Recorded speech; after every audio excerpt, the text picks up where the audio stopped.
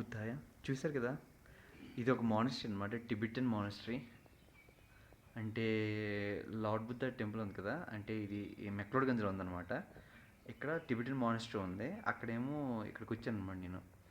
అంటే ఇది కొంచెం దలైలామా గారిది కాదు, అంటే దలైలామా గారు పెద్ద గురువు అనమాట, అతని కాదనమాట.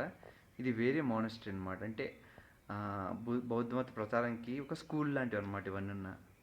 చూసారా, ఇది ఒక మానస్ట్రీ అనమాట. చూసారా ఎంత బాగా, చిన్న సింపుల్గా ఉంది కానీ చాలా బాగుంది, అందంగా ఉంది. మంచి మంచి పూలతో చెక్క చేశారనమాట. చూడండి, ఇదంతా నా మానస్ట్రీ.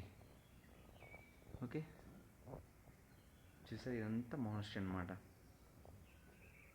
ఓకే, చూడండి, ఇక్కడ ఏమైనా నోటిఫికేషన్స్కి బోర్డ్స్ కూడా ఉన్నాయన్నమాట.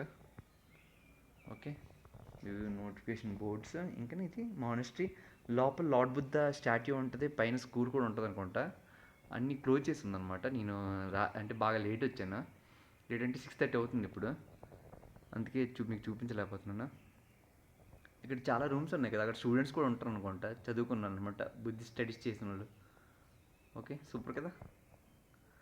నమో బుద్ధాయ, నమో బుద్ధాయ, నమో బుద్ధాయ.